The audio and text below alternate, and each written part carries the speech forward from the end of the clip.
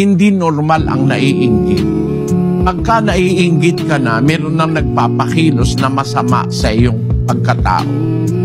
Meron mga tao punong-puno ng inggit eh. At sa inggit nila, pati yung masama, kinaiinggitan nila eh.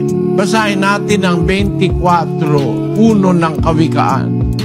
Huwag kang mananaghili sa mga masamang tao, ni magnasa ka man na masama sa kanila.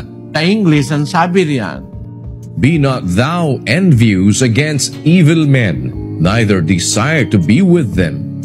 pagka maiinggit sa mga tao, lalo na masamang tao, kainggitan mo. Eh kung masama nga, bawal mo kainggitan, yung pabang mabuti, kaiinggitan mo. Kaya yung inggit, hindi yan normal, kapatid. Ang inggit ay insinuated ng masamang espiritu sa ating mga puso. Gusto mong maging normal? Bayaan mo lang. Para normal ka, wala kang kainggitan. Kung ano yung nasa'yo, okay lang.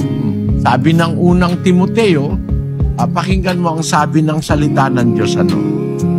Ngunit kung tayo'y may pagkain at pananamit, ay masisiyahan na tayo doon. Kung meron tayong pagkain, meron tayong pananamit, masisiyahan ka na. Wala kang bahay, pwede namang umupa. Huwag ka mainggit. Baka may mainggit ka, nagnakaw ka para magkaroon ka nung wala sa'yo. Kung nakakakain ka naman, nakakainom ka, masiyahan ka na ron. At wala kang bahay, wala kang sasakyan, may MRT naman O kaya may paa ka naman para maglakad.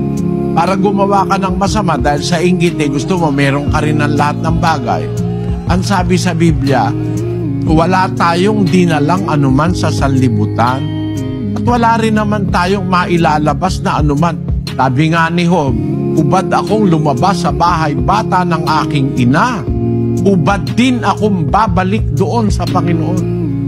Kaya, di ka makakapagdala ng isang ternong Amerikana Kahit nabihisan ka bago ka ilibing, pag harap mo sa Diyos bulok na yun Kaya wala tayong dinala sa libutan, wala tayong mailalabas. Sabi ng Biblia, kung meron tayong pagkain, meron tayong pananamit, masisiyahan na tayo doon. Huwag nating pamahain sa ating kalooban ang inggit sa kanino man.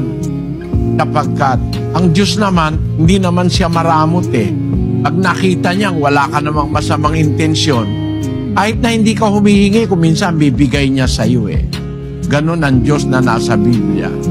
Sa Efeso 3:20. Ngayon, sa makapangyarihang gumawa ng lubhang sagana ng higit sa lahat ng ating hinihingi o iniisip, ayon sa kapangyarihang gumagawa sa atin.